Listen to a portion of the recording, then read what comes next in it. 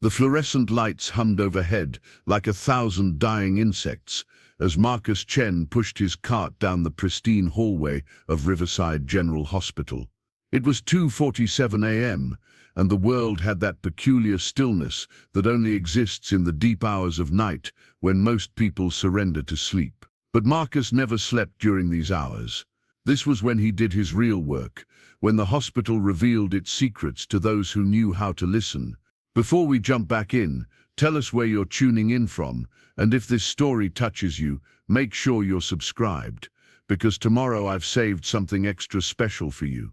The executive conference room on the 7th floor gleamed under the harsh lighting, all polished mahogany and leather chairs that cost more than most people made in a month.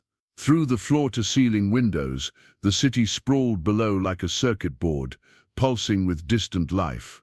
Inside, 12 of the most powerful people in the medical industry sat around a table that could have doubled as a landing strip for small aircraft. Victoria Sterling commanded the room from the head of the table, her silver hair pulled back in a bun so tight it could have been carved from marble. At 48, she was the youngest chief medical officer in Riverside General's history, and she wore that achievement like armor. Her voice cut through the air with surgical precision as she addressed the assembled board members. "The Neurotech merger is worth $8.7 billion, she said, her fingers dancing across the tablet in front of her. "When we finalize this partnership next week, Riverside will become the premier neurological research facility on the West Coast." Around the table, heads nodded in practiced synchronization. Charts and graphs flickered across the massive screen behind Dr. Sterling, displaying profit projections that made grown executives salivate. The air conditioning whispered softly, maintaining the perfect temperature for closing deals that would reshape lives they would never meet. Marcus worked methodically in the corner, his movements so fluid and practiced that he might as well have been invisible. 20 years of cleaning these halls had taught him the art of disappearing in plain sight. He emptied wastebaskets, wiped down surfaces, and polished chrome until it gleamed like mirrors. But his ears never stopped working, and his mind never stopped processing. "The final signature needs to happen Friday," continued Dr. Sterling. "Dr. Rebecca Martinez will be flying in from Barcelona to oversee the technical integration." She paused, glancing at her watch. "Speaking of which, has anyone checked on her recently? She missed the video conference this morning." A younger doctor near the end of the table cleared his throat. "She's been feeling under the weather, flu-like symptoms, fatigue. Nothing serious." Dr. Sterling frowned. "Dr. Martinez never gets sick. That woman has an immune system like a fortress." She tapped her tablet screen. "Where is she staying?" "The executive suite on the 9th floor. She insisted on staying in the hospital during her visit to oversee the preliminary research." Marcus paused in his cleaning, his cloth hovering over the conference table's surface. Dr. Rebecca Martinez. He knew that name, knew that face. For the past 2 weeks, he'd seen her in passing during his rounds. Brilliant, focused, the kind of woman who spoke 3 languages fluently and could explain quantum physics while performing brain surgery. But lately something had been different about her. The meeting continued for another hour, voices rising and falling like tide pools of ambition and money. Marcus finished his work and wheeled his cart toward the elevator, but his mind remained fixed on Dr. Martinez. He'd noticed things others hadn't, small details that registered in the peripheral vision of a man whose job required him to see everything while being seen by no one. The 9th floor hummed with a different energy than the rest of the hospital. This was where the VIPs stayed, where medicine met luxury in ways that would make ordinary patients weep with envy. The executive suite occupied the entire east wing, complete with hardwood floors, crystal chandeliers and windows that offered commanding views of the bay. It looked more like a 5-star hotel than a medical facility. Marcus knocked gently on the doorframe of suite 901. "Housekeeping," he called softly. "Come in," came a weak voice from inside. Dr. Rebecca Martinez sat propped up in bed, surrounded by medical journals and laptop computers. At 34, She was considered a prodigy in the field of neurocognitive disorders, the kind of doctor who attracted Nobel Prize whispers and speaking engagements at conferences around the world. But the woman Marcus saw now looked nothing like the confident physician who had arrived 2 weeks ago. Her olive complexion had taken on a grayish pallor that makeup couldn't quite hide. Dark circles shadowed her eyes like bruises, and her usually immaculate hair hung limp around her shoulders. Most troubling of all were her hands. Marcus had learned to read hands the way sailors read weather patterns, and Dr. Martinez's hands told a story that made his stomach clench with worry. "How are you feeling today, doctor?" Marcus asked as he began tidying the room. She looked up from her laptop with eyes that seemed to take extra effort to focus. "Better," she said, though her voice suggested otherwise. "Just tired. This merger has everyone working around the clock." Marcus nodded, continuing his work while observing details that others missed. The tremor in her left hand when she reached for her water glass. The way she winced slightly when bright light hit her eyes. The faint yellow tinge to her fingernails that spoke of something more serious than exhaustion. "Are you eating enough?" he asked, emptying the wastebasket near her desk. Dr. Martinez managed a weak smile. "You sound like my mother." "Yes, I'm eating, though nothing tastes quite right lately." She paused, studying him with the kind of analytical gaze that had made her career. "You're very observant for housekeeping staff." Marcus felt heat rise in his cheeks. "My daughter's studying to be a nurse. She's taught me to notice things." It wasn't entirely a lie. Emma Chen was indeed studying nursing at the community college, working part-time at a clinic while maintaining a 4.0 grade average that made Marcus's chest swell with pride. At 19, she was everything he'd dreamed of becoming himself, before life had taken different turns and led him down paths he'd never planned to walk. "How old is your daughter?"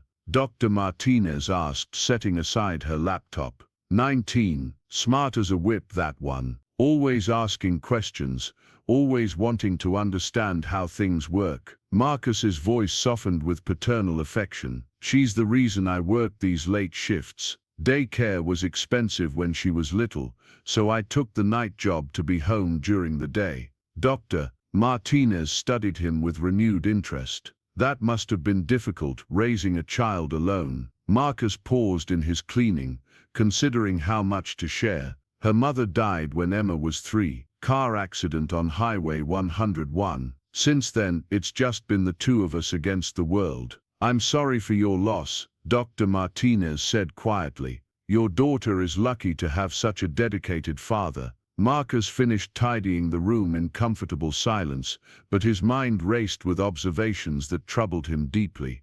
The symptoms he'd catalogued over the past week painted a picture that sent chills down his spine. Memory lapses, difficulty concentrating, loss of appetite, fine motor tremors, sensitivity to light. Each symptom alone might be attributed to stress or overwork, but together they formed a constellation that pointed towards something far more sinister. After completing his rounds, Marcus made his way to the staff break room on the 3rd floor. This was his sanctuary, a cramped space with flickering fluorescent lights and vending machines that hadn't been updated since the Clinton administration. He sat at a small table scarred with coffee rings and pulled out a notebook he'd been keeping for the past several months. The notebook had started as a way to track supply needs and maintenance issues, but it had evolved into something more comprehensive. Marcus had always possessed an analytical mind, the kind that sought patterns and connections others missed.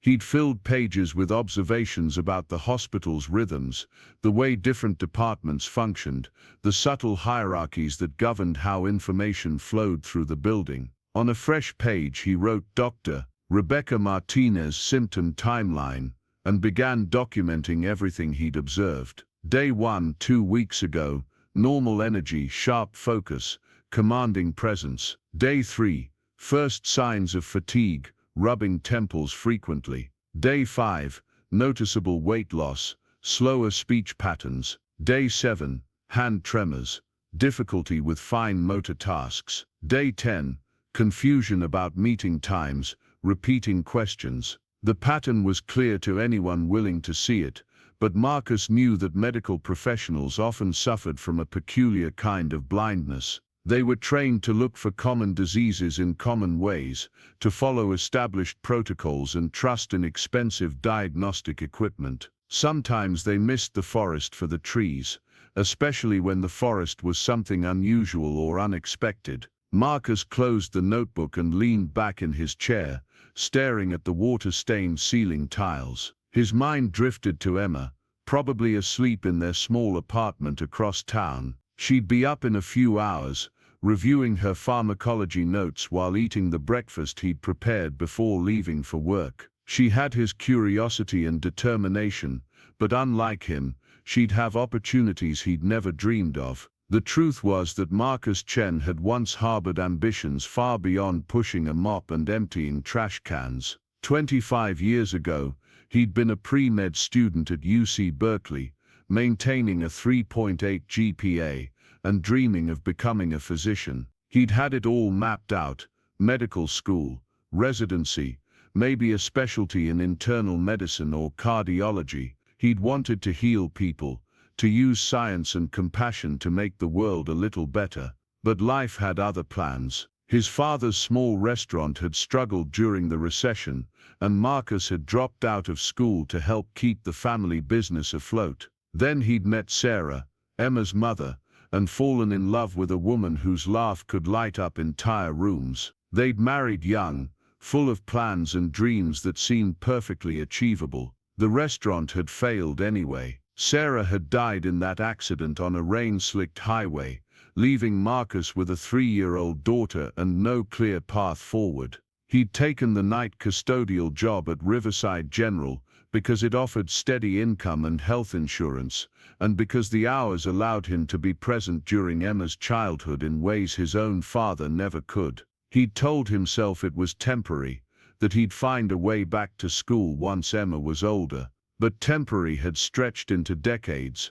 and now he was 52 years old with calloused hands and a back that ached from years of physical labor. The dreams hadn't died, exactly, but they'd transformed into something different. If he couldn't become a doctor himself, at least he could help his daughter achieve what he'd once wanted. But those old instincts, that analytical mind that had once dissected organic chemistry problems and memorized anatomical diagrams, never truly went away. They'd simply found new outlets, new puzzles to solve within the confines of his current life. And right now, every instinct he possessed was screaming that Dr. Rebecca Martinez was in serious danger. The next morning, Marcus arrived home to find Emma already awake, sitting at their small kitchen table with textbooks spread around her like fallen leaves. She looked up as he entered, her face brightening with the smile that had been his anchor through every difficult year since Sarah's death. "How was work, Dad?" she asked, closing her pharmacology textbook. "Quiet night," he said, hanging his jacket on the back of a chair. "How's the studying going?" Emma stretched, working out kinks in her neck from hours of focused reading. "Professor Williams is having us memorize drug classifications this week. It's like learning a new language." She paused, studying his face with the perceptive eyes she'd inherited from him. "You look worried about something." Marcus had never been able to hide much from his daughter. Emma possessed an emotional intelligence that complemented her academic brilliance, and she could read his moods the way he read the hospital's hidden currents. "There's a doctor at the hospital," he said carefully. "She's been feeling sick for about 2 weeks, but I don't think the other doctors are taking it seriously enough." Emma leaned forward, interested. "What kind of symptoms?" Marcus described what he'd observed, watching as Emma's expression grew more serious with each detail. When he finished, she was quiet for a long moment, her mind working through possibilities the way she'd been trained. "Dad," she said slowly, "those symptoms together, they're not typical for stress or overwork." "That's what I was thinking. Have you said anything to the medical staff?" Marcus laughed, but there was no humor in it. "Emma, I'm a janitor. They don't exactly ask for my medical opinions during rounds, but you know more than most people realize," she said firmly. You were pre-med. You read medical journals. You understand how the human body works. Just because you clean floors doesn't mean your observations aren't valid. Her faith in him was both humbling and terrifying. Emma had grown up believing her father was capable of anything, and he'd spent years trying to live up to that impossible standard. But this was different. This was about stepping outside the boundaries that defined his place in the hospital's ecosystem, about speaking up in ways that could cost him his job. "What would you do?" he asked. Emma considered the question seriously.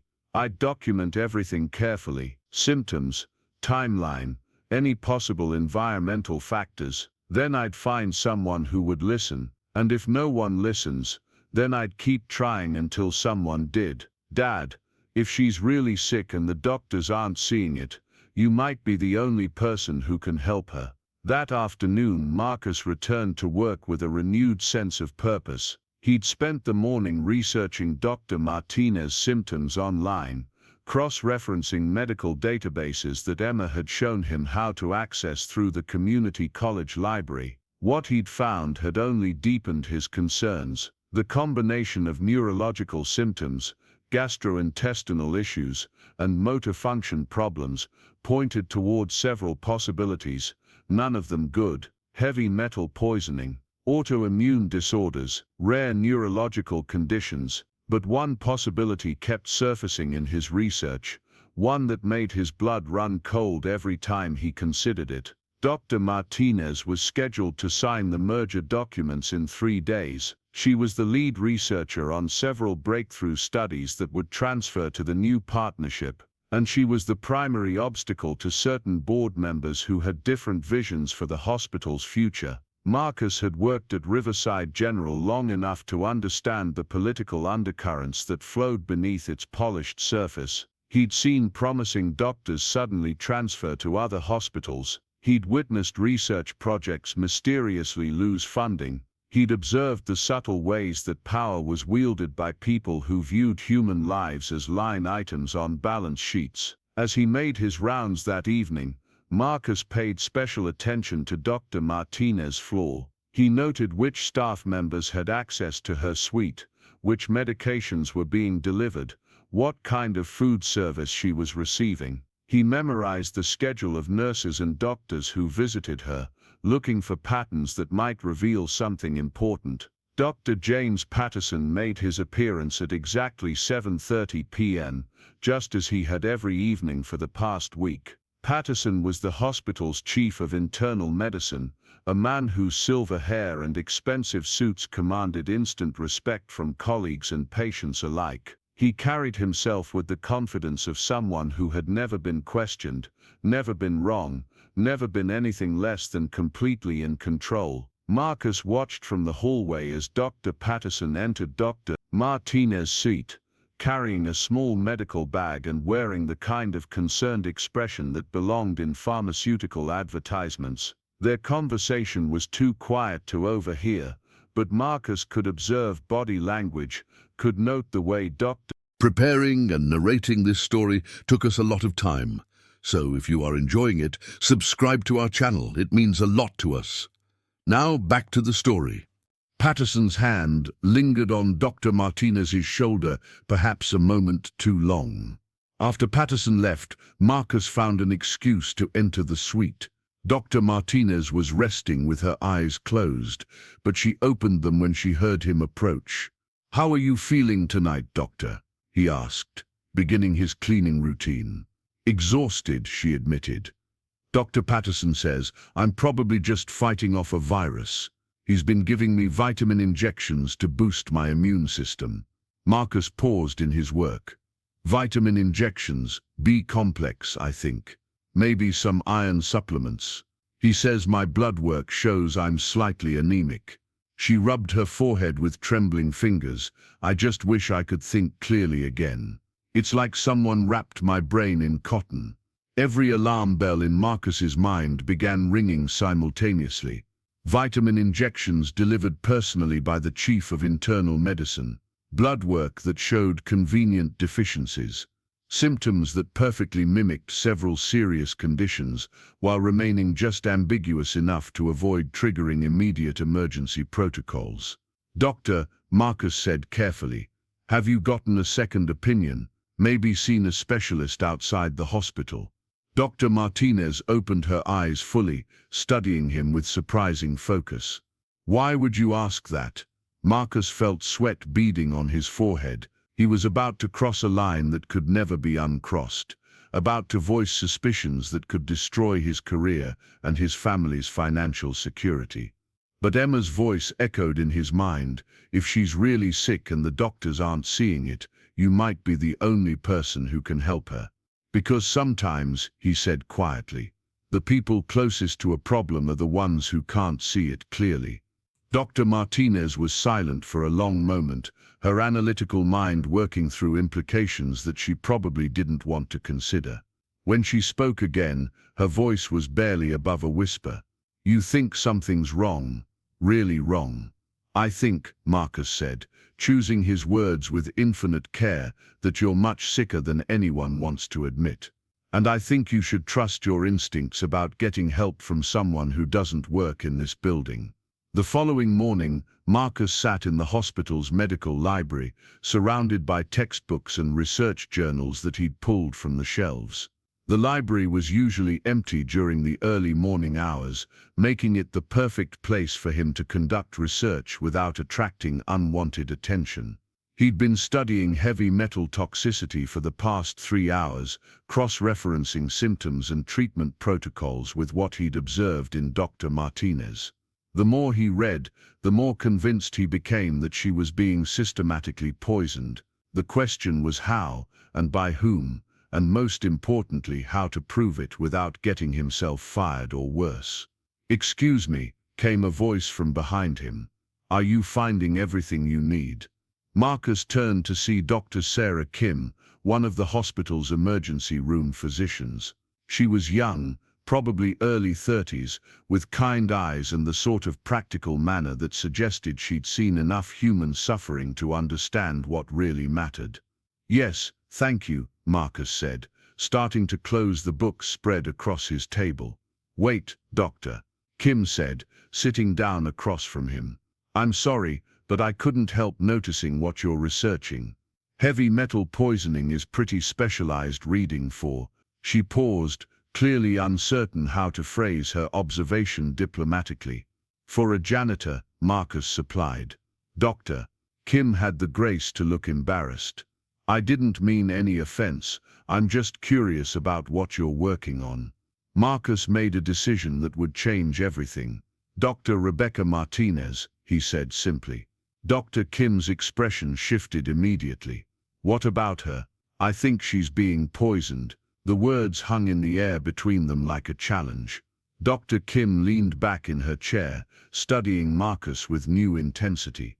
"That's a serious accusation," she said carefully. "What makes you think that?" Marcus opened his notebook and began walking her through his observations. Dr. Kim listened without interruption, occasionally asking for clarification or additional details. When he finished, she was quiet for several minutes, her medical training clearly wrestling with the implications of what he'd presented. "You've been watching her for 2 weeks, she finally asked, "cleaning her room every night, watching her deteriorate while everyone assumes she just has the flu. And you think Dr. Patterson is involved?" "I think Dr. Patterson is the only doctor with consistent access to her. I think those vitamin injections aren't vitamins. And I think someone wants her out of the way before she can sign those merger documents." Dr. Kim stood up abruptly, pacing to the window that overlooked the hospital's main courtyard. "Do you have any idea what you're suggesting?" "James Patterson has been practicing medicine for 30 years. He's respected throughout the medical community." "So was Harold Shipman," Marcus said quietly. The reference to Britain's most prolific serial killer made Dr. Kim turn around sharply. "That's completely different, is it? A respected doctor using his position to harm patients. The only difference is the motive." Dr. Kim returned to her seat, leaning forward with her elbows on the table. Even if you're right, even if Dr. Martinez is being poisoned, how do you prove it? Her blood work is being processed by the hospital lab. Dr. Patterson has access to her medical records. Any evidence would have to come from outside the system. Then we get evidence from outside the system, Marcus said. Marcus met her gaze steadily. Dr. Kim, I've been working at this hospital for 20 years. I've seen good doctors and bad doctors, honest administrators and corrupt ones, but I've never seen anything like this. If I'm right, a brilliant woman is going to die because someone wants control of $8 billion. If I'm wrong, the worst thing that happens is people think a janitor got confused about medical symptoms. Dr. Kim was quiet again, clearly wrestling with a decision that could define her career. When she spoke, her voice was firm with resolve. What do you need from me? Marcus felt a surge of relief so powerful it left him momentarily lightheaded. Help me get a sample of her blood to an independent lab. Something that can test for heavy metals without going through hospital channels. That's illegal. So is murder. Dr. Kim stared at him for a long moment, then nodded slowly. I'll need 12 hours to figure out how to do this without losing my medical license. Dr. Martinez might not have 12 hours. Then we better work fast. The fluorescent lights in the hospital laboratory cast everything in harsh white relief, making the stainless steel surfaces gleam like mirrors in an operating theater. Dr. Sarah Kim moved through the space with practiced efficiency, her footsteps muffled by the rubber soles of her medical clogs. It was 3:17 in the morning, and the lab was officially closed, but emergency room physicians had access to most areas of the hospital during their shifts. Marcus Chen waited in the hallway outside, his janitor's cart positioned strategically to block the view from the security cameras. His heart hammered against his ribs as he watched Dr. Kim work through the small window in the lab door. What they were attempting could cost both of them their careers, but the alternative was allowing Dr. Rebecca Martinez to continue deteriorating while everyone around her remained willfully blind. Dr. Kim emerged from the lab carrying a small cooler and 2 vials of blood she'd drawn from Dr. Martinez earlier that evening. The samples would be sent to an independent testing facility across town, one that specialized in toxicology screening for environmental exposure cases. The results would take 48 hours to process, but they would be completely outside the hospital's control. The lab director is a friend from medical school, Dr. Kim explained as they walked toward the service elevator. She owes me several favors, and she asks very few questions about unusual requests. She paused, studying Marcus with curious eyes. I have to ask though, what made you so certain about the heavy metal poisoning? Most people wouldn't even know what symptoms to look for. Marcus considered his answer carefully. When Emma was little, I used to read medical textbooks to her as bedtime stories. She said they were better than fairy tales because they were real. He managed a weak smile. I suppose some of it stuck with me over the years. It wasn't the complete truth, but it was close enough. The reality was that Marcus had never stopped learning, never stopped reading, never stopped trying to understand the world with the same analytical mind that had once earned him acceptance to medical school. He'd simply learned to hide his intelligence behind the uniform of a janitor, to let people see what they expected to see rather than who he really was. They reached the parking garage, where Dr. Kim's sedan waited in a space reserved for medical staff. As she loaded the cooler into her trunk, Marcus felt the weight of what they'd set in motion. There would be no going back now, no pretending he hadn't noticed the patterns that everyone else had missed. Dr. Kim, he said as she prepared to leave, when the results come back, what happens next? She turned to face him, her expression serious. If you're right, if those samples show evidence of poisoning, then we take it to the medical board. We present everything we have and let them decide how to proceed. And if they don't believe us, then we keep fighting until someone does. Marcus, I've been practicing medicine for 8 years, and I've learned that sometimes the most important battles are the ones that seem impossible to win. After Dr. Kim drove away, Marcus completed his remaining rounds in a haze of nervous energy. Every sound seemed amplified, every shadow potentially threatening. He found himself checking his watch constantly, calculating how many hours remained until they would have answers. Dr. Martinez was sleeping when he arrived at her suite, but her rest seemed anything but peaceful. She tossed restlessly beneath the expensive bedding, mumbling incoherently about research protocols and deadlines. Her face had grown gaunt over the past few days, and the tremor in her hands had become more pronounced. Whatever was happening to her was accelerating. Marcus worked quietly around her room, documenting details that might prove important later. The vitamin injection supplies that Dr. Patterson had left behind, the meal trays that remained largely untouched, the books and papers scattered across her desk, many of them marked with handwriting that had grown increasingly shaky and erratic. On her nightstand sat a framed photograph of a young boy, perhaps 6 or 7 years old, with Dr. Martinez's eyes and a gap-toothed grin that radiated pure joy. Marcus had noticed the picture during previous visits, but tonight it seemed to carry additional weight. This woman had a family, people who loved her and depended on her. The thought of explaining to that little boy why his mother wasn't coming home made Marcus's chest tighten with determination.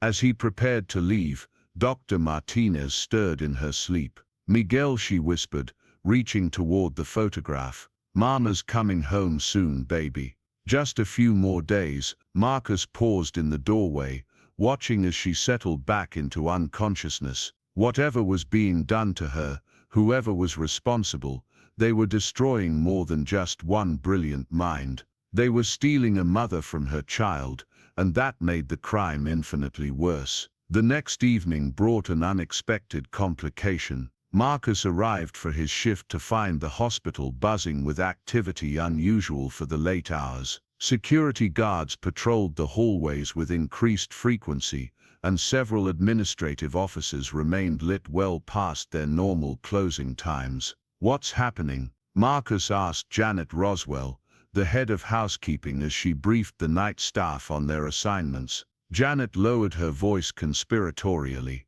"Word is that someone's been asking questions about Dr. Martinez. Internal investigation type stuff. Administration's got their panties in a twist about patient privacy violations." Marcus felt his blood turn to ice water. "What kind of questions?" "Don't know for sure, but I heard they're reviewing security footage from the past week, looking for anyone who shouldn't have been where they were." Janet gave him a pointed look. "You might want to be extra careful about following protocols tonight." Marcus nodded, maintaining a calm exterior, while his mind raced through possibilities. Someone had noticed their activities, either the blood draw or his extended time in Dr. Martinez's suite. The investigation could lead back to Dr. Kim, could destroy both their careers before they had a chance to help anyone. He made his way through his assigned floors with mechanical precision,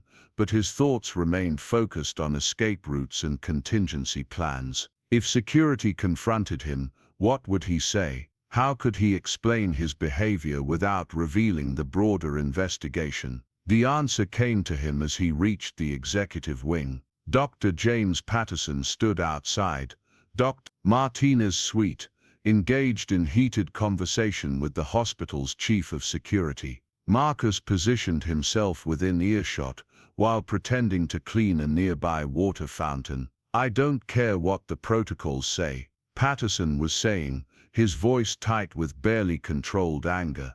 "Someone has been interfering with my patient's care, and I want to know who."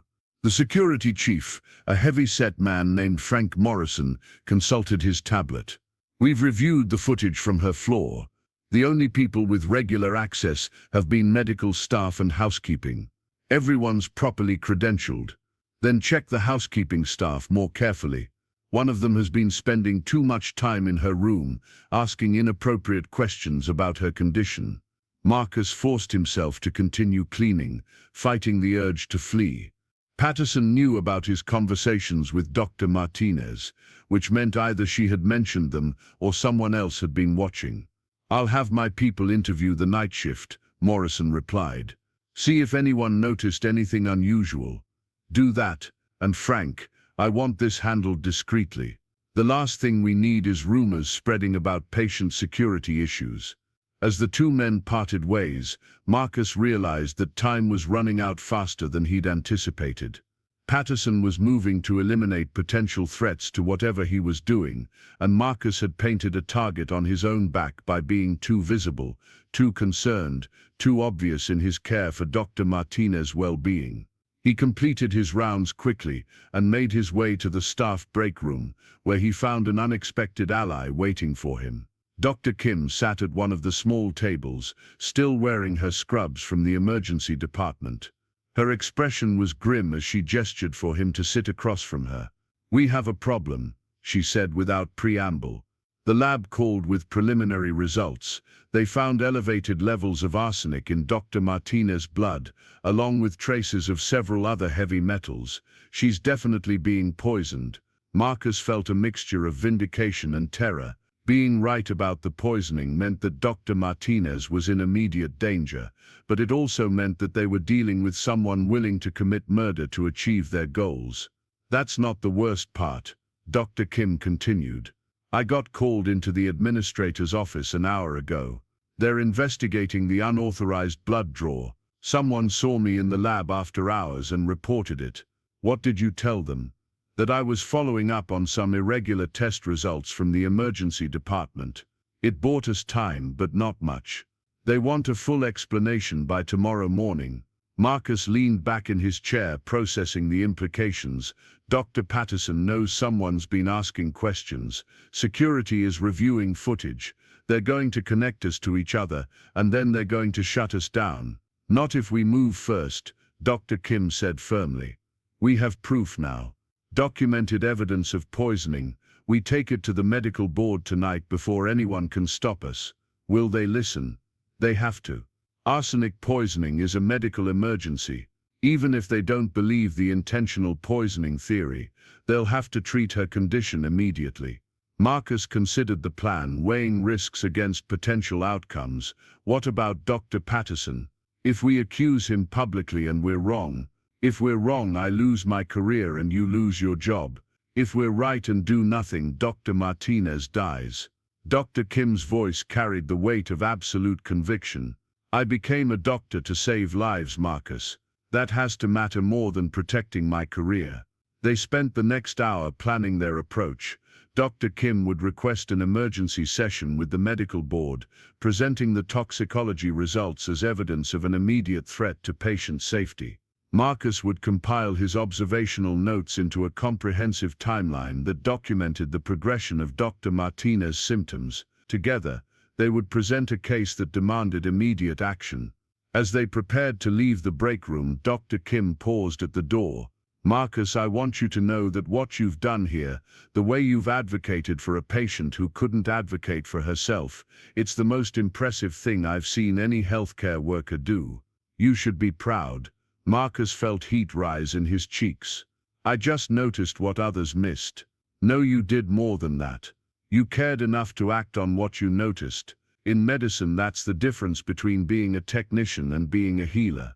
The medical board convened in emergency session at 11:30 p.m., gathering in the same conference room where Marcus had first overheard discussions about the Neurotech merger.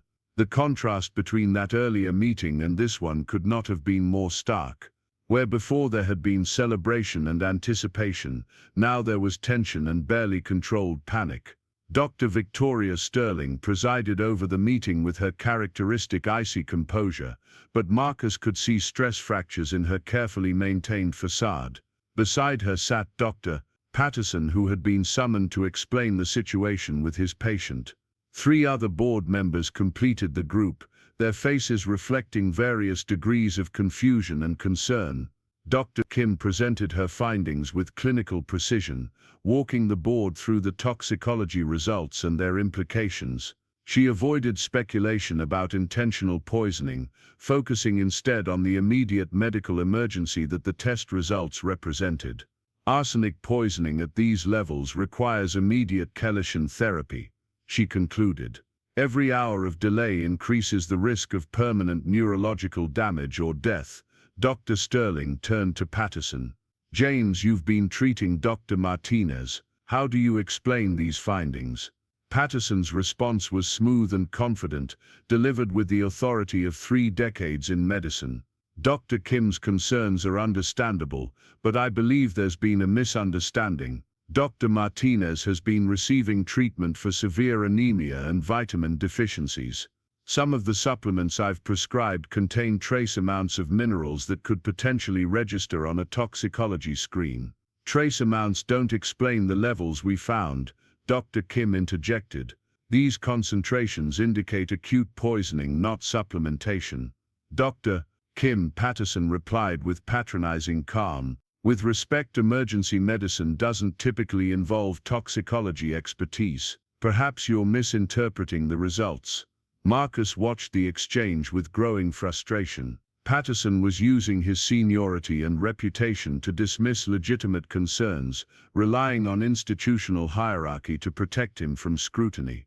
The other board members were clearly uncomfortable with the situation, but they were also reluctant to challenge one of their most respected colleagues based on the word of a junior emergency physician. Dr. Sterling consulted her tablet, reviewing data that Marcus couldn't see. The merger signing is scheduled for tomorrow morning. Dr. Martinez's participation is crucial to finalizing the partnership. Are you confident she'll be ready? Absolutely, Patterson replied. I expect her to make a full recovery within the next 12 hours. The symptoms she's experiencing are temporary and entirely manageable. Marcus felt something snap inside his chest. They were discussing Dr. Martinez's life as if it were a scheduling problem, a minor inconvenience to be managed around a business transaction. The woman who had spoken lovingly about her son Miguel was being reduced to a signature on a contract, her value measured only in terms of her ability to complete a financial transaction. Without thinking, Marcus stood up from his position near the back of the room. "Excuse me," he said, his voice carrying more authority than anyone expected from a janitor. The room fell silent, every head turned toward him, expressions ranging from surprise to annoyance. Dr. Sterling's eyebrows rose nearly to her hairline. "I'm sorry," she said icily, "but this is a closed medical board meeting. Housekeeping staff are not permitted to participate."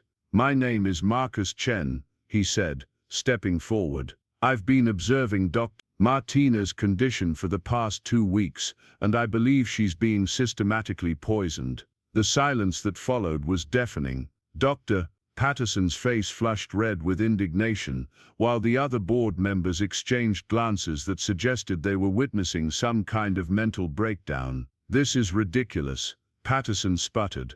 "Are we really going to listen to accusations from a janitor?" "You should listen," Marcus continued, his voice steady despite the adrenaline coursing through his veins, "because I've documented every symptom, every decline, every injection you've given her, and I've correlated them with her deteriorating condition in ways that paint a very clear picture." Dr. Sterling held up a hand to silence Patterson's protests. "Mr. Chen, these are serious accusations. Do you have evidence to support your claims?" Marcus opened his notebook and began reading from his carefully documented observations. He described the progression of Dr. Martinez's symptoms, the timing of Patterson's visits, the suspicious nature of the vitamin injections, and the convenient way her illness had developed just as the merger deadline approached. When he finished, the room remained quiet for several long moments. Finally, Dr. Sterling spoke. "Dr. Patterson, how do you respond to these allegations?" Patterson had regained his composure, and his response was delivered with calculated precision. "Dr. Sterling, I'm deeply concerned about the implications of this situation. We have a janitor making unfounded accusations against a senior physician and an emergency room doctor conducting unauthorized blood tests. This represents a serious breach of patient privacy and professional protocol. The only breach here, Doctor, Kim interjected, is the breach of trust between a doctor and his patient. Those toxicology results don't lie. Toxicology results that were obtained illegally, Patterson countered. Any evidence gathered through unauthorized means should be inadmissible in any formal proceeding. Marcus watched the debate with growing despair. Patterson was successfully shifting the focus from the evidence of poisoning to the methods used to gather that evidence. The board members were more concerned with protocol violations than with saving a woman's life. "I have a proposal, Doctor," Sterling announced. "We'll have Dr. Martinez transferred to the ICU for comprehensive monitoring. A team of specialists will evaluate her condition independently, and we'll order additional tests through proper channels. If there's evidence of poisoning, we'll take appropriate action." "That could take days," Dr. Kim protested. "She needs treatment now, and she'll receive appropriate treatment based on properly obtained diagnostic information," Dr. Sterling replied firmly. "Mr. Chen, you're dismissed from this meeting. Report to Human Resources tomorrow morning to discuss your violation of patient privacy protocols." Marcus felt the walls closing in around him. Everything they'd worked for, all the evidence they'd gathered, was being dismissed because of procedural technicalities. Dr. Martinez would continue to receive Patterson's vitamin injections, while the hospital conducted a formal investigation that could take weeks to complete. As he gathered his things to leave, Marcus made eye contact with Dr. Kim. She gave him an almost imperceptible nod, a signal that their fight wasn't over. But as he walked out of the conference room, Marcus couldn't shake the feeling that they'd lost the most important battle before the war had really begun. The ICU at Riverside General operated on a different rhythm than the rest of the hospital. Here life and death decisions were made minute by minute, and the margin for error approached zero. Dr. Martinez had been transferred to Unit 7 at 2:15 a.m., surrounded by monitors and medical equipment that would track every aspect of her vital functions. Marcus wasn't supposed to have access to the ICU, but 20 years of custodial work had taught him which keycards opened which doors, and which security guards were willing to look the other way for someone who'd been part of the hospital family for decades. He made his way to Unit 7 carrying cleaning supplies and wearing the invisible cloak that his uniform provided. Dr. Martinez lay unconscious in bed, her body connected to machines that beeped and hummed with electronic precision. The monitors displayed a symphony of medical data that Marcus had learned to read over the years, and what he saw made his heart sink. Her neurological responses were declining, her liver function was compromised, and her blood pressure required constant medication to maintain stable levels. "She's not responding to standard treatments," came a voice from behind him. Marcus turned to find Dr. Jennifer Walsh, the ICU's chief resident, studying the monitors with obvious concern. Dr. Walsh was young, probably early 30s, but she had the kind of focused intensity that came from years of making life or death decisions under pressure. "I'm sorry," Marcus said, preparing to leave. "I didn't mean to interfere." "You're Marcus Chen," Dr. Walsh said. "The one who raised concerns about poisoning." Marcus nodded cautiously, unsure whether Dr. Walsh was friend or foe. "I've reviewed her chart," Dr. Walsh continued. "Your timeline matches perfectly with her symptom progression. Either you're remarkably observant, or you have medical training you haven't mentioned." "A little of both," Marcus admitted. Dr. Walsh moved closer to Dr. Martinez's bed, checking the readouts on various machines. "Dr. Patterson has been very specific about her treatment protocol. He's insisted on managing her care personally, even here in the ICU. That's unusual, extremely. ICU patients are typically managed by the intensive care team, not by their admitting physician. But Dr. Patterson has seniority, and he's convinced administration that continuity of care is essential." Marcus felt a chill run down his spine. Even in the ICU, surrounded by monitors and specialized staff, Patterson was maintaining control over Dr. Martinez's treatment. Whatever he was doing to her, he wasn't going to stop just because she'd been moved to a different unit. Walsh, Marcus said carefully. What would happen if someone continued administering arsenic to a patient receiving treatment for arsenic poisoning? Dr. Walsh's expression darkened. The chelation therapy would be fighting a losing battle. The patient would continue to deteriorate despite treatment, and eventually the poisoning would overwhelm the body's ability to recover. How long would that take, with continued exposure? 12 to 18 hours, maybe less. Marcus checked his watch. It was nearly 3 a.m., which meant Dr. Martinez had been in the ICU for less than an hour. If Patterson maintained his pattern of evening visits, he would arrive sometime in the next few hours with another injection that would ensure Dr. Martinez never woke up. Dr. Walsh, I need to ask you something that might sound crazy. If someone wanted to prevent Dr. Patterson from administering any more treatments to Dr. Martinez, how would they do it? Dr. Walsh studied him for a long moment, clearly weighing her response. Theoretically, any family member could request a second opinion or refuse specific treatments. Martinez doesn't have any family here. She has a son, Marcus said. Miguel, there's a picture of him on her nightstand. Unless he's here to advocate for her, that doesn't help us legally. Marcus's mind raced through possibilities. What if there was evidence of a potential conflict of interest? Something that would require Patterson to recuse himself from her care, such as financial motivation, personal gain from her incapacitation. Dr. Walsh leaned against the wall, her expression thoughtful. If there were credible evidence that a physician's personal interests were compromising patient care, the medical board could temporarily suspend their treatment privileges pending investigation. How credible would the evidence need to be? Credible enough to convince someone with authority to act. Marcus pulled out his cell phone and dialed Emma's number. It was late, but she was used to his irregular schedule and wouldn't be surprised by a middle-of-the-night call. Dad. Emma's voice was thick with sleep. Is everything okay? Emma, I need you to help me with something. Can you get to your computer? Give me a minute. He heard rustling as she moved around her apartment. Okay. What do you need? I need you to research the Neurotech merger. Specifically, I need to know who benefits financially if Dr. Rebecca Martinez is unable to sign the partnership agreement. Dad, what's going on?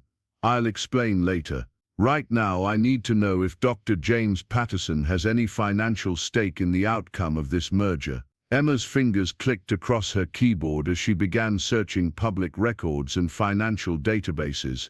She'd inherited Marcus's analytical mind along with his determination, and she understood how to dig through corporate documents and regulatory filings with remarkable efficiency. Okay, she said, after several minutes.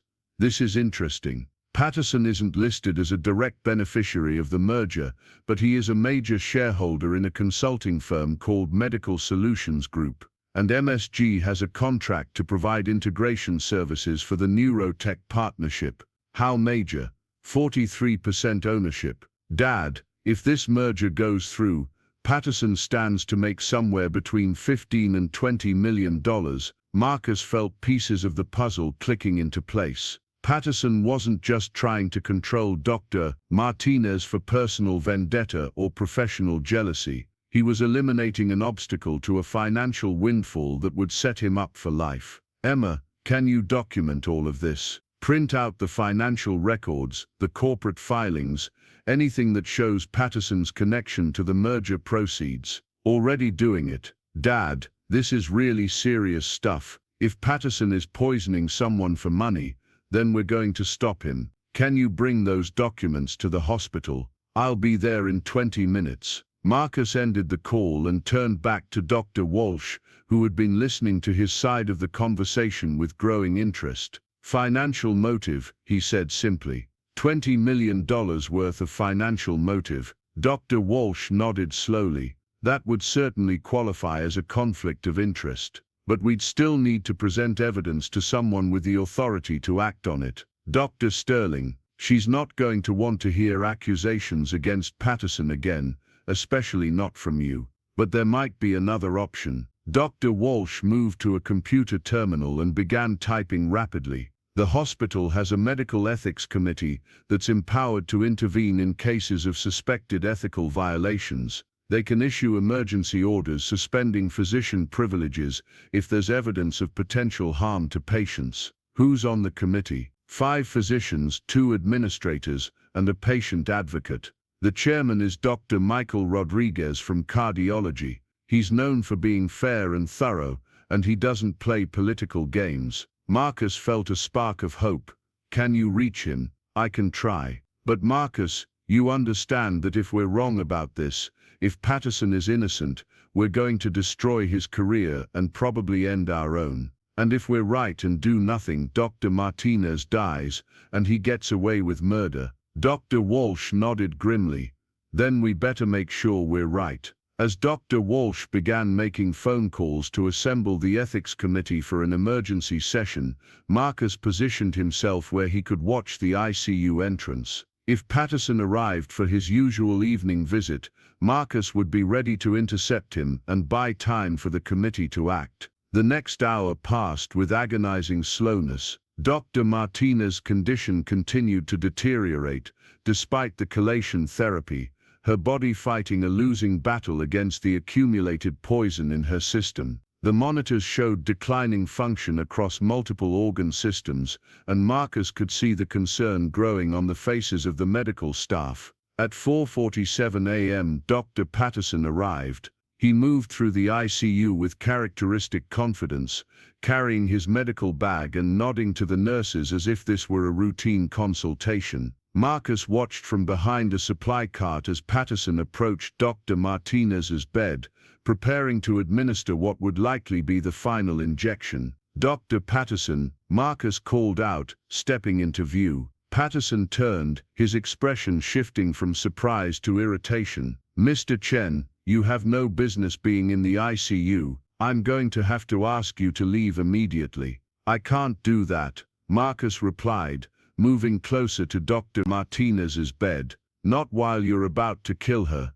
The accusation hung in the air like a challenge. Several nurses looked up from their stations, and Marcus could see uncertainty in their faces. Patterson's reputation commanded automatic respect, but Marcus's presence and obvious conviction suggested that something unusual was happening. "Mr. Chen," Patterson said with forced calm, "you're clearly having some kind of psychological episode.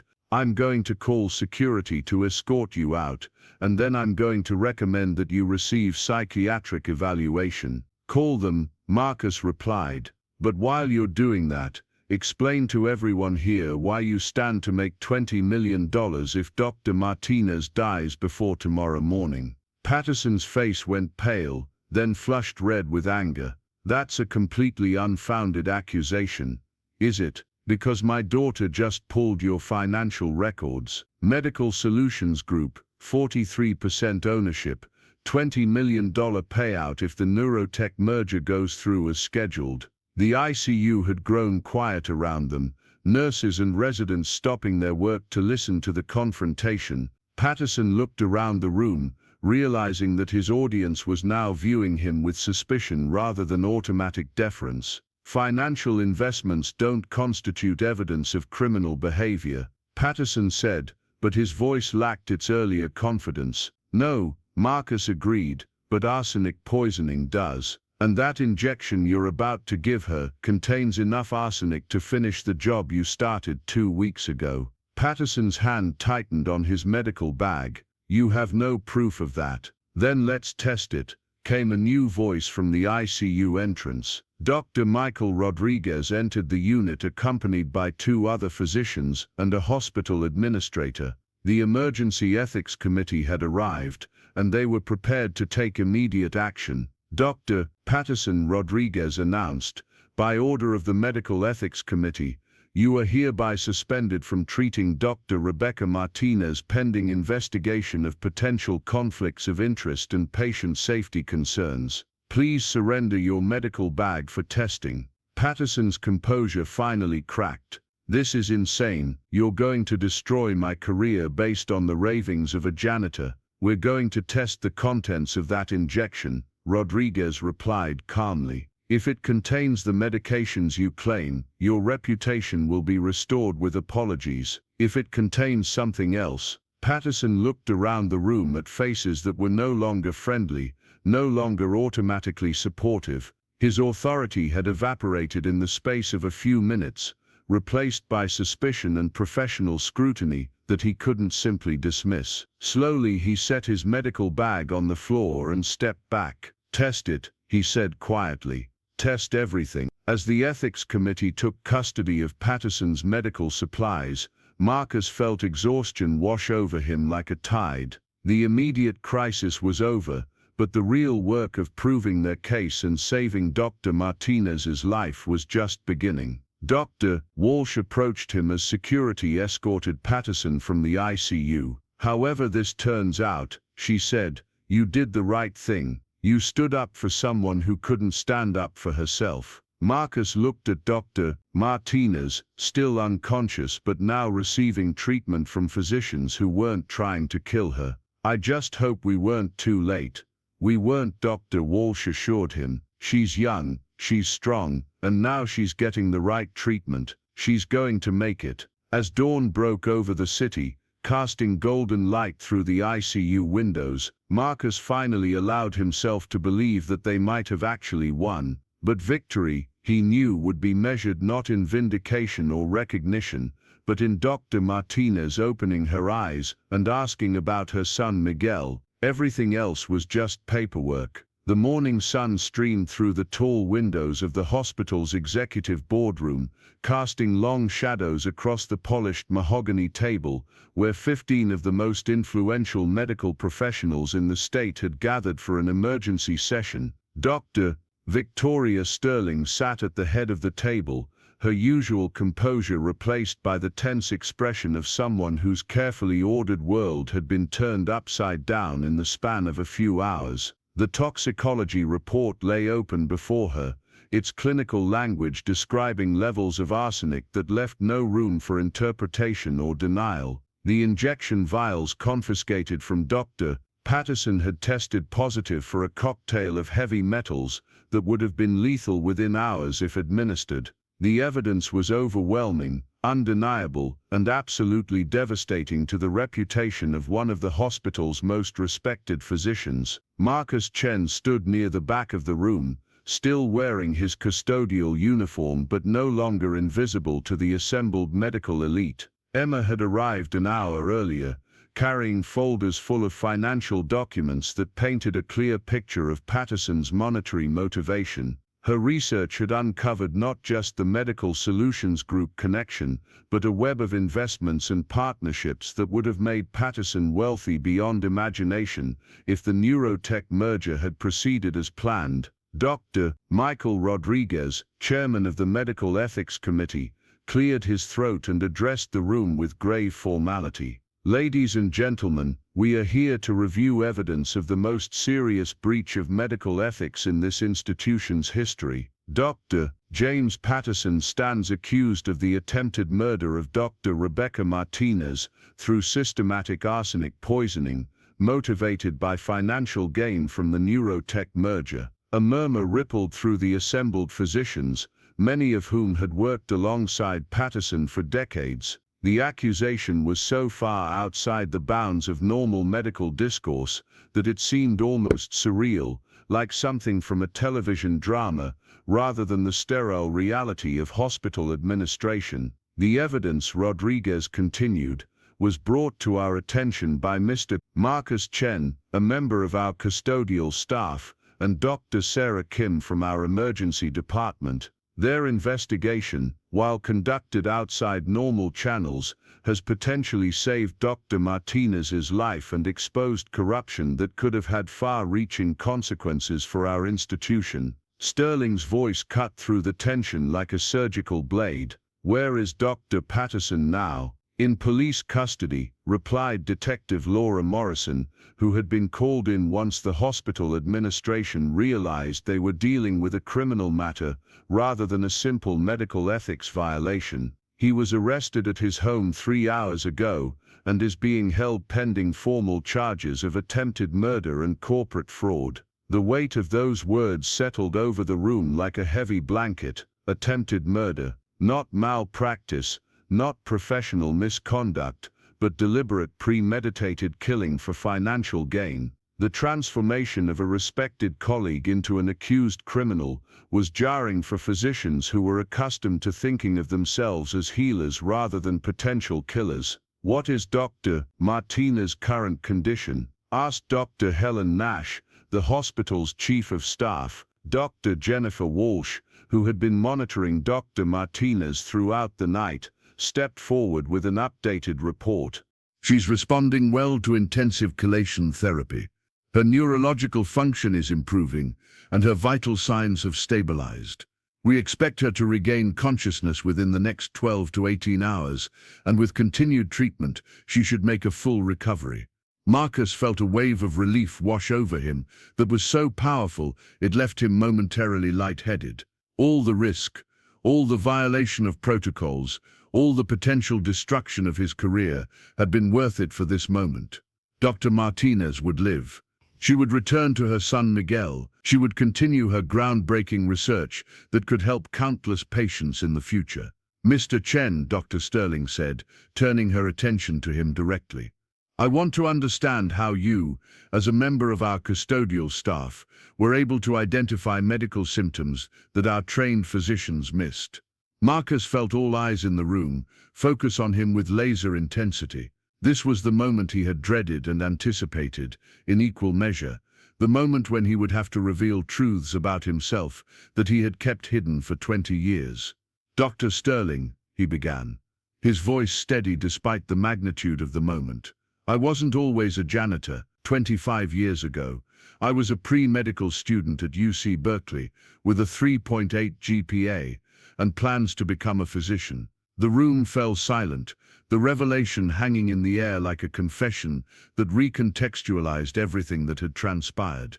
Marcus continued, knowing that there was no point in partial truths anymore. "Life had other plans. Family circumstances forced me to leave school, and after my wife died, I took this job to support my daughter. But I never stopped learning, never stopped reading medical journals, never stopped trying to understand how the human body works." "You've been working here for 20 years with a pre-medical background, and no one knew, Doctor?" Nash asked, her voice filled with something between amazement and dismay. "I learned that people see what they expect to see," Marcus replied. "A janitor is invisible, which made it easier to observe without being observed. But it also meant that when I did notice something important, nobody was inclined to listen." Emma stepped forward, her voice carrying the confidence of youth combined with righteous indignation. "My father has read more medical literature than most residents. He understands pharmacology, toxicology, and pathophysiology better than people who've been practicing medicine for years. The only difference is that he cleans floors instead of seeing patients."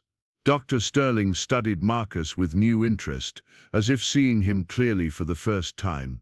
"Why didn't you ever complete your medical education? Surely there were opportunities, financial aid programs, ways to return to school." Marcus glanced at Emma, then back at the assembled physicians. "Because my daughter needed a father more than the world needed another doctor. I made my choice, and I've never regretted it." The simple honesty of his answer seemed to resonate through the room. Here was a man who had sacrificed his dreams for his child, who had found purpose and meaning in work that others might consider beneath their dignity, and who had ultimately used his hidden knowledge to save a life when the medical establishment had failed. Dr. Rodriguez consulted his notes before addressing the room again. "The financial investigation has revealed the scope of Dr. Patterson's interests in the Neurotech merger.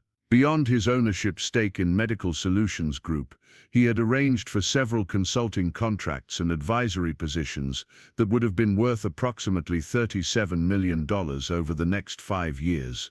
The number drew gasps from several board members. $37 million was a fortune that dwarfed most physicians' lifetime earnings, enough money to transform someone's existence completely.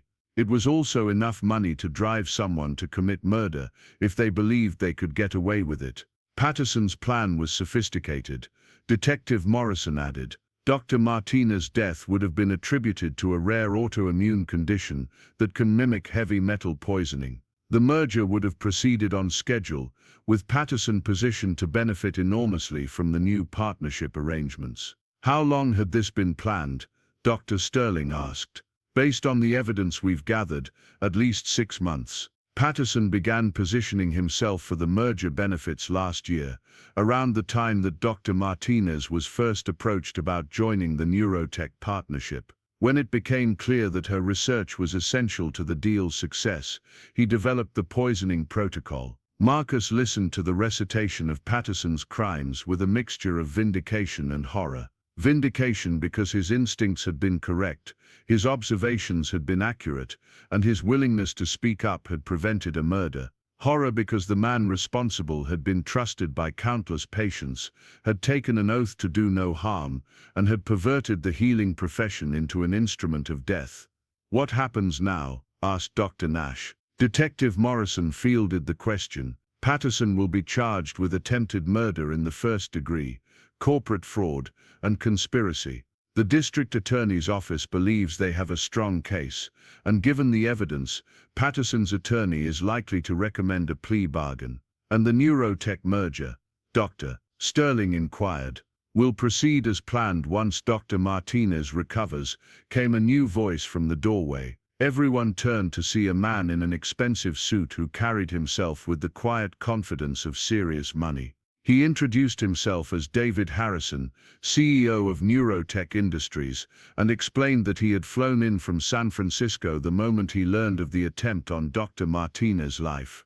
"Dr. Martinez's research is groundbreaking," Harrison continued, "but more importantly, she's a brilliant human being who deserves to live regardless of any business considerations. We're prepared to wait as long as necessary for her recovery, and we're implementing additional security measures to ensure nothing like this can ever happen again."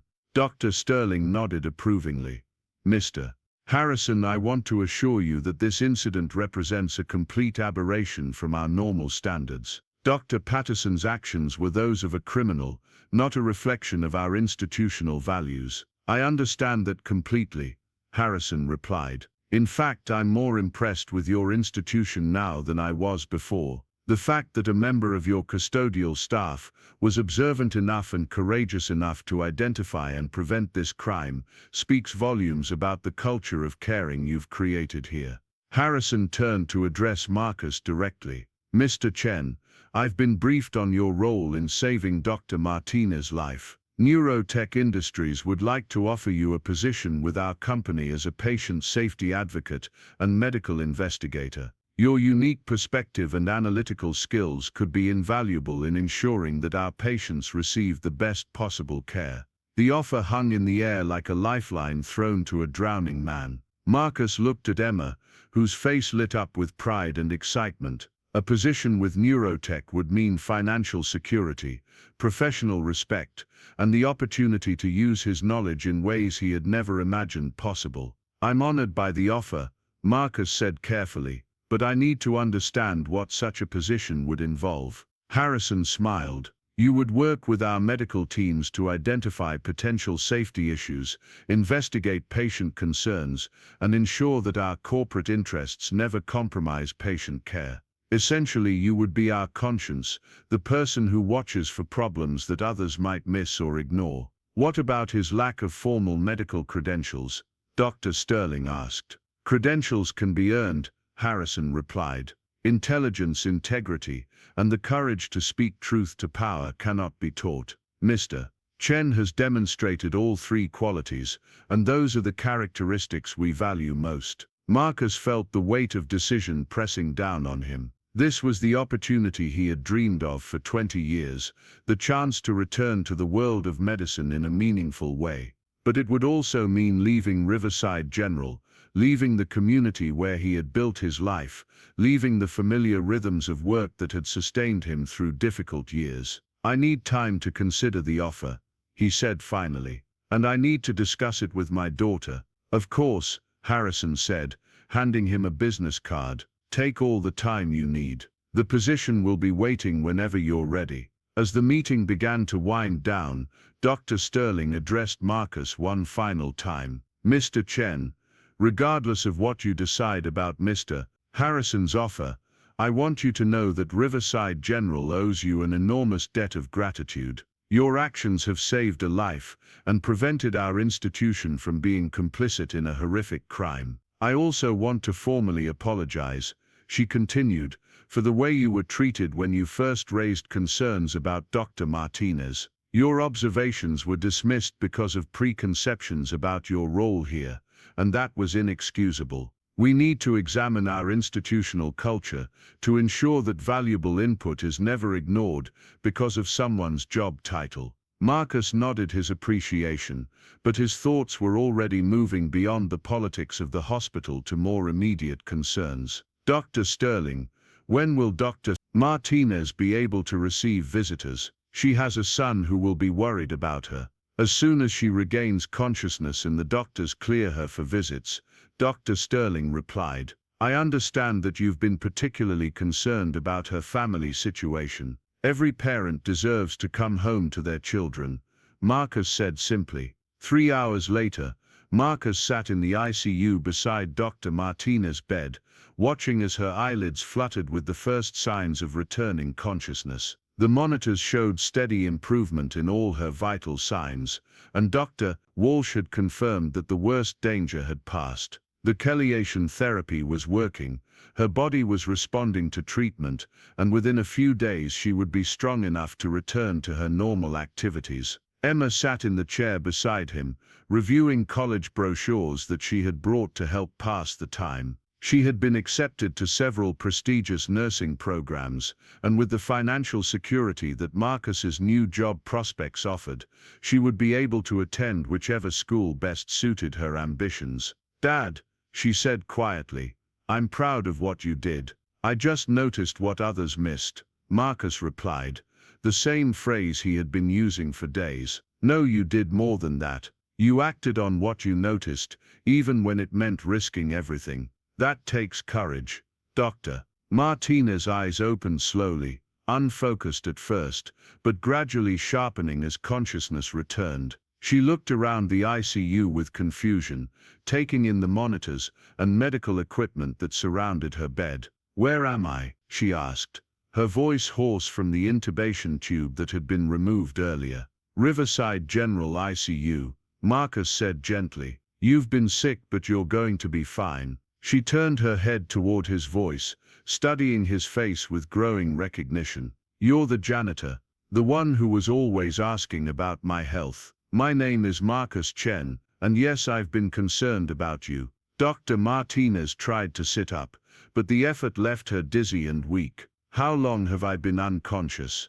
About 18 hours. Dr. Martinez, do you remember Dr. Patterson giving you vitamin injections? Her expression grew troubled as fragmented memories began to surface. He said I was anemic, said the injections would help me feel better. They weren't vitamins, Marcus said carefully. They were poison, arsenic. Dr. Patterson was trying to kill you. The revelation hit her like a physical blow. She stared at Marcus in disbelief, her analytical mind struggling to process the enormity of what he was telling her. Why? She whispered. Money. He stood to make $37 million from the Neurotech merger, but only if you weren't able to block certain aspects of the deal. Dr. Martinez closed her eyes, tears leaking from the corners, as the full scope of Patterson's betrayal became clear. She had trusted him, had allowed him into her room night after night, had accepted his explanations for her deteriorating health. The violation of that trust was almost as devastating as the attempt on her life. How did you know? She asked, opening her eyes to look at Marcus again. I observed symptoms that didn't match what the doctors were saying. I documented the correlation between your decline and Patterson's visits, and I had help from people who were willing to listen when I finally found the courage to speak up. You saved my life. Marcus felt uncomfortable with the praise, the same discomfort he had experienced throughout the ordeal when people tried to make him into some kind of hero. Dr. Kim saved your life. The ethics committee saved your life. I just noticed patterns, No, doctor, Martinez said firmly, her voice growing stronger. You saw me when everyone else looked through me. You treated me like a human being instead of a business transaction. That's what saved my life. Emma leaned forward from her chair. Dr. Martinez, my father said you have a son. Would you like us to call him? Let him know you're okay.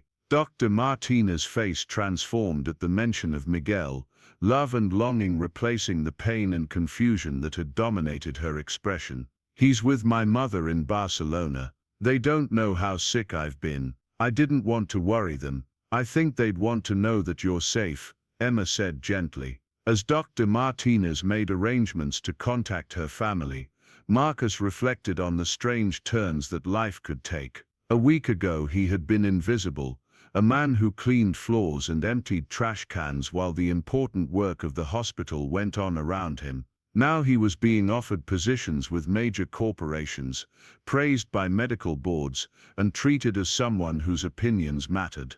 But the external recognition was less important than the internal transformation he had experienced. For 20 years he had hidden his intelligence, his knowledge, his capacity for analytical thinking behind the mask of his custodial uniform. The crisis with Dr. Martinez had forced him to remove that mask, to step forward and claim his rightful place in the world of ideas and action. The conversation with David Harrison had planted seeds of possibility that Marcus was still processing. A position with Neurotech would mean financial security for Emma's education, professional respect, and the opportunity to use his mind in ways that had been denied to him for decades. But it would also mean leaving the familiar environment of Riverside General, stepping away from the community that had sustained him through difficult years. Dad, Emma said, interrupting his thoughts, what are you thinking about? The future, he replied honestly. For the first time in years, I'm thinking about a future that includes possibilities I hadn't imagined. Dr. Walsh entered the ICU, carrying a clipboard full of test results, and wearing the satisfied expression of a physician whose patient was recovering ahead of schedule. Dr. Martinez, your latest blood work shows significant improvement. We'll need to continue the chelation therapy for another 48 hours, but you should be able to go home by the end of the week. Home, doctor. Martinez repeated, the word carrying emotional weight that transcended its literal meaning. I wasn't sure I would ever see home again. Well, you will, Dr. Walsh assured her. And when you do, you'll have Mr. Chen to thank for it. As the medical team continued their evaluations and treatments, Marcus stepped out of the ICU to call his supervisor and explain his absence from his normal custodial duties. The conversation was surreal, trying to explain to Janet Roswell that he had been involved in preventing a murder and was now being offered executive positions with major corporations.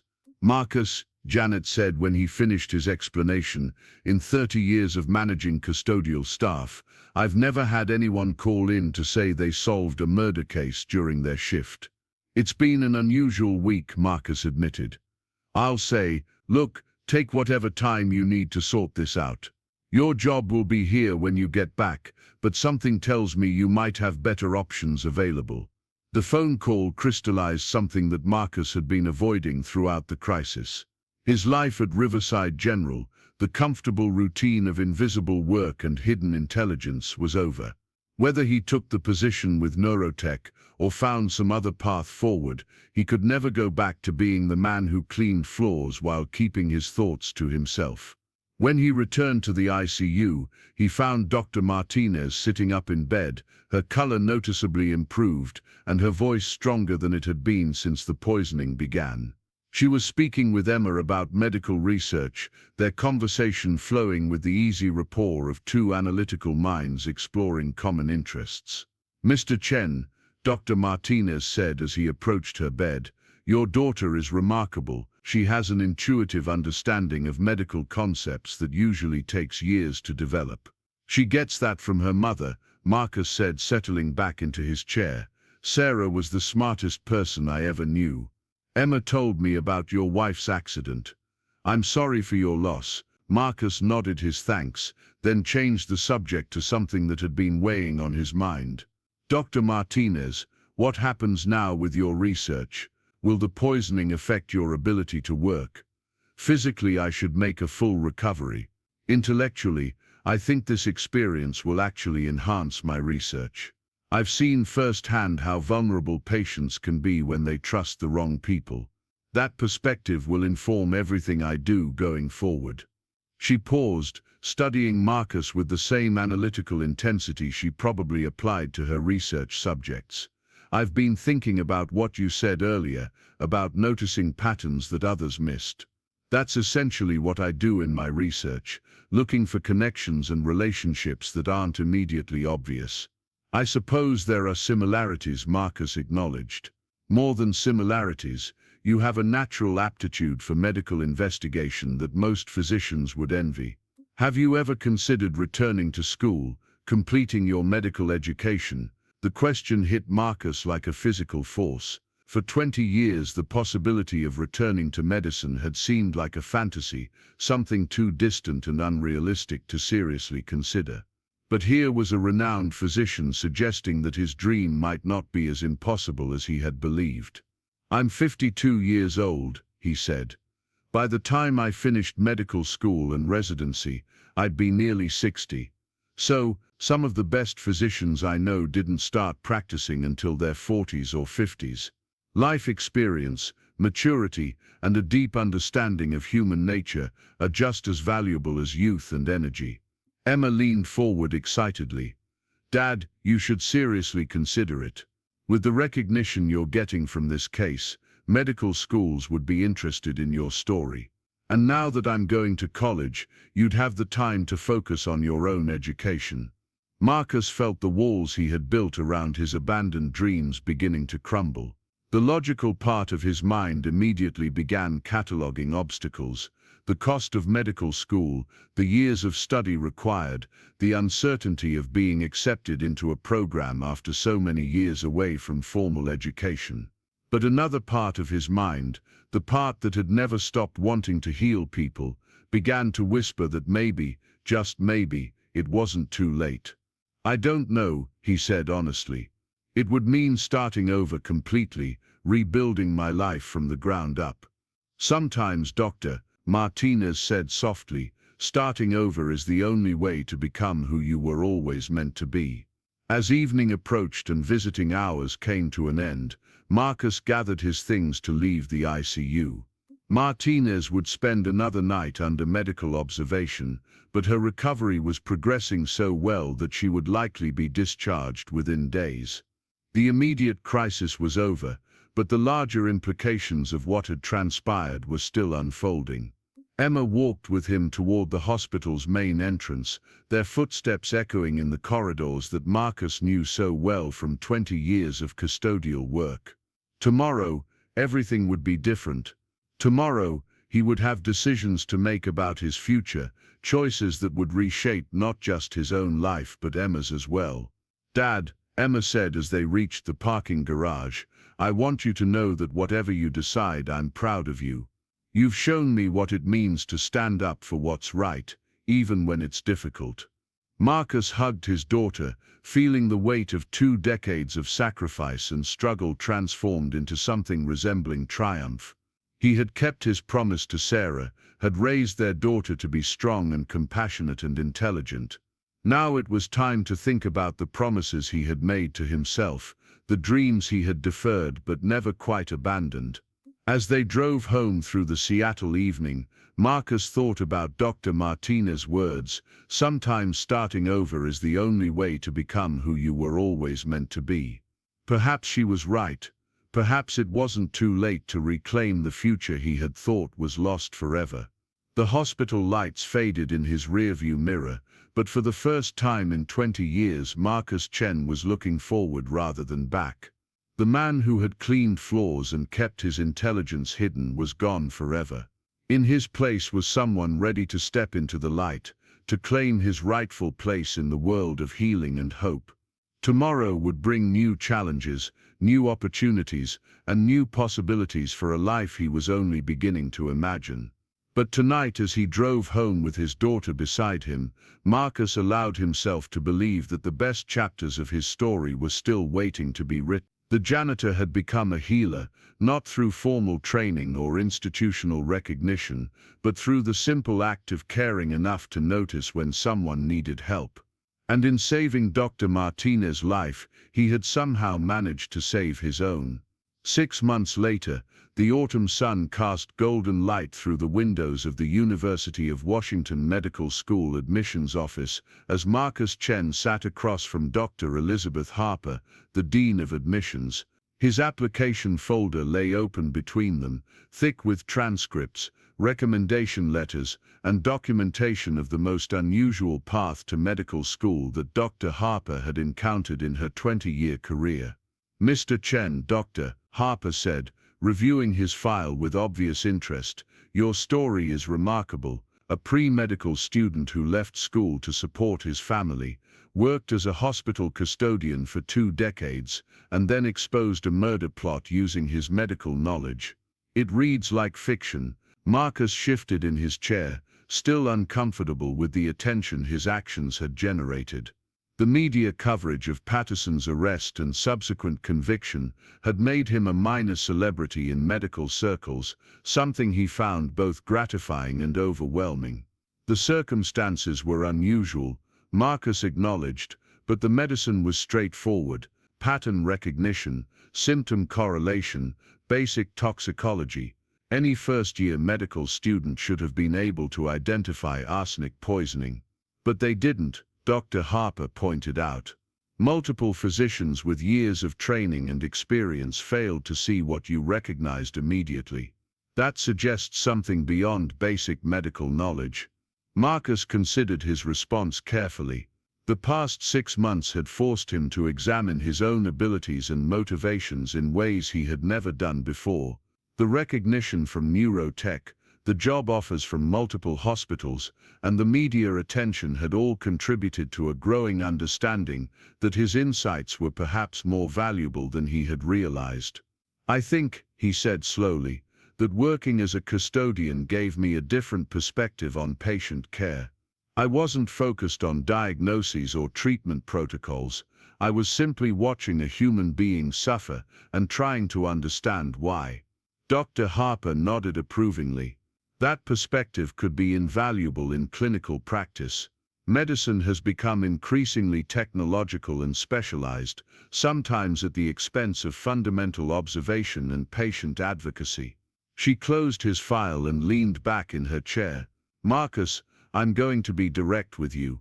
Your academic credentials from 25 years ago are excellent, but they're old. You'll be 53 when you start medical school, 57 when you graduate, and in your early 60s by the time you complete residency training. Are you prepared for that timeline?" "Dr. Harper, I've been preparing for this conversation for 25 years.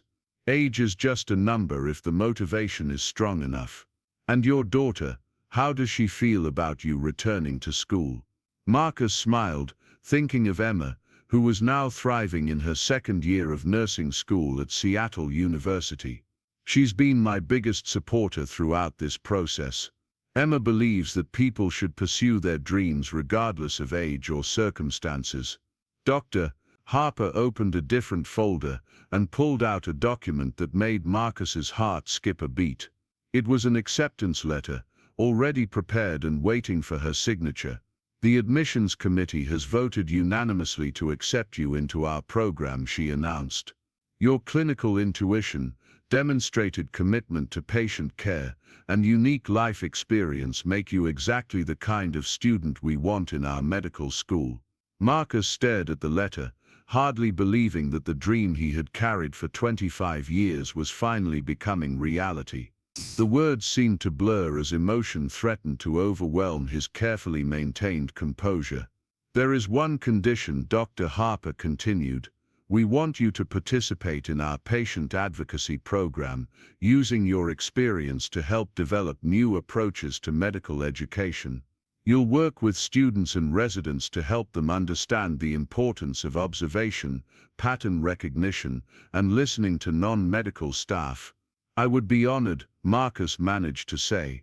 As he left the medical school with his acceptance letter in hand, Marcus felt a profound sense of completion.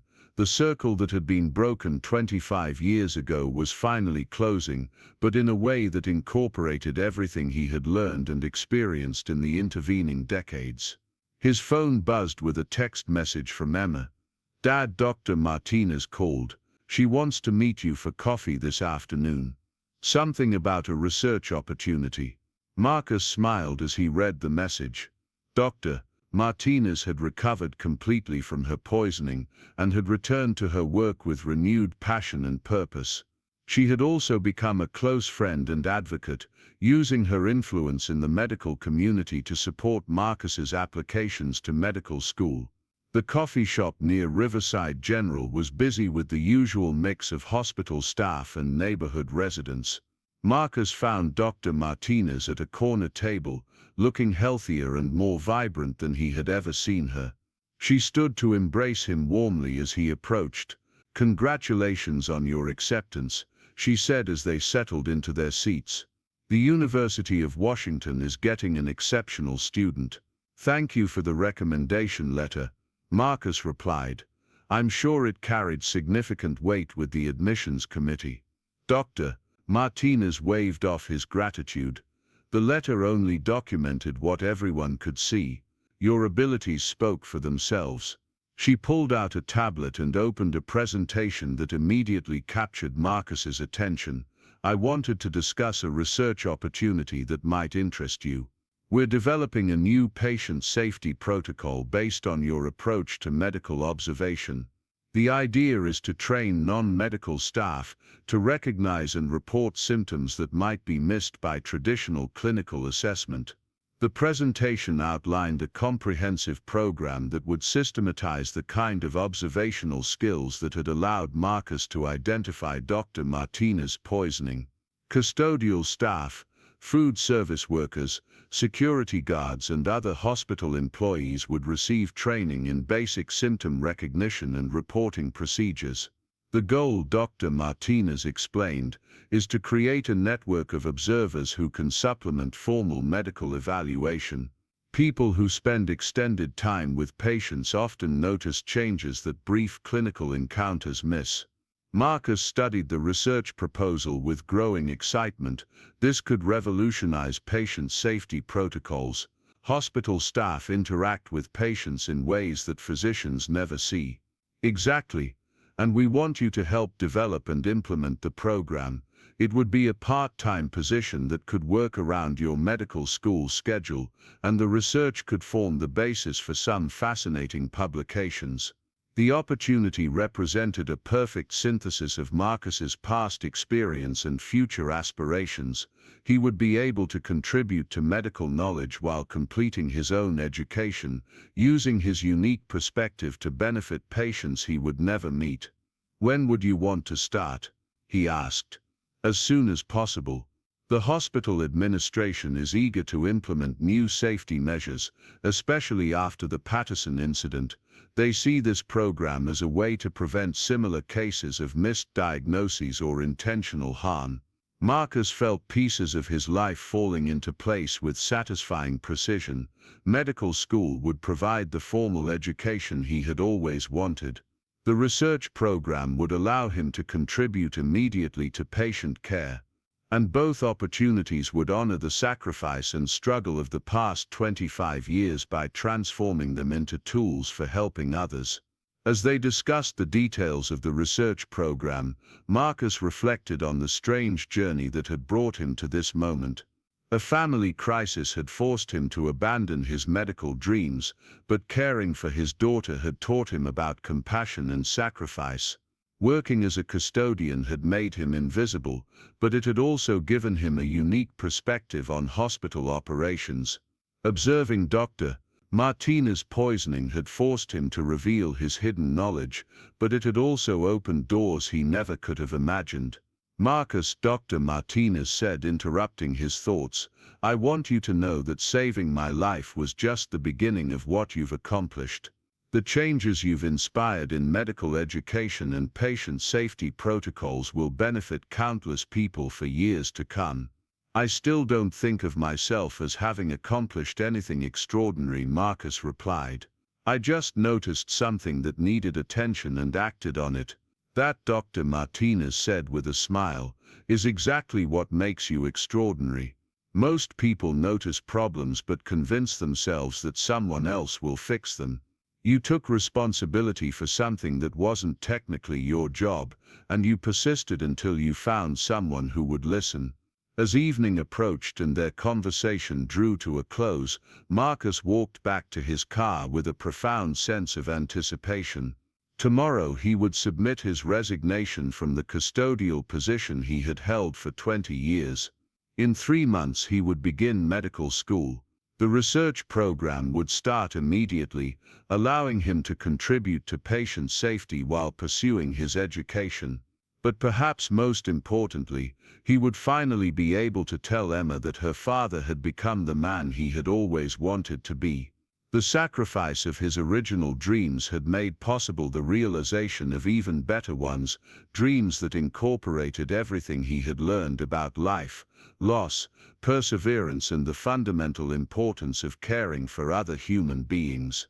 That evening, Marcus and Emma celebrated his acceptance with dinner at their favorite restaurant, a small Italian place where they had marked every important milestone in their shared life.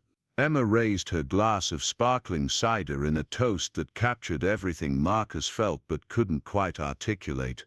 To new beginnings, she said, and to proving that it's never too late to become who you were meant to be. Marcus clinked his glass against hers, marveling at the wisdom and strength of the young woman who had been his anchor through every difficult year. To the future, he replied, and to the knowledge that the best stories are often the ones that take the longest to unfold. As they drove home through the Seattle evening, past the hospital where Marcus had worked in obscurity for 20 years, he thought about the invisible army of people who kept institutions functioning while remaining largely unnoticed by those they served. Custodians, food service workers, security guards, maintenance staff, and countless others whose contributions were essential but rarely acknowledged.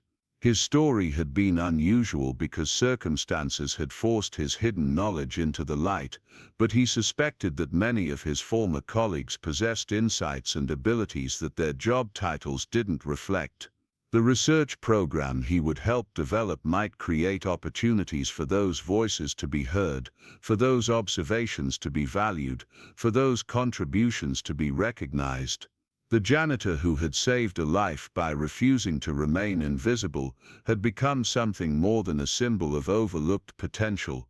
He had become a bridge between the worlds of formal medical education and practical patient care, a living demonstration that healing could come from unexpected sources, and that wisdom often resided in the most humble places. Medical school would teach him the science of healing, but 20 years of custodial work had already taught him the art of caring. The combination of those perspectives would make him the kind of physician he had originally dreamed of becoming, someone who saw patients not as medical puzzles to be solved, but as human beings deserving of attention, respect, and advocacy.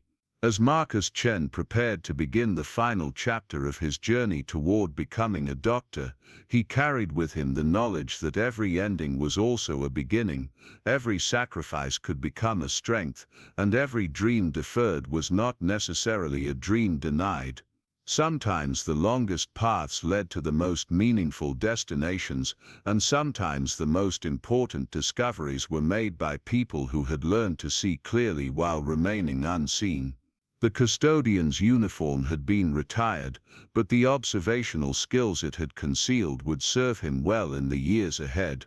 And somewhere in the future, when Dr. Marcus Chen was making rounds in a hospital of his own, he would remember to listen carefully to the voices that others might ignore, knowing that wisdom and insight could emerge from the most unexpected sources. Up next, you've got 2 more standout stories right on your screen. If this one hit the mark, you won't want to pass these up. Just click and check them out.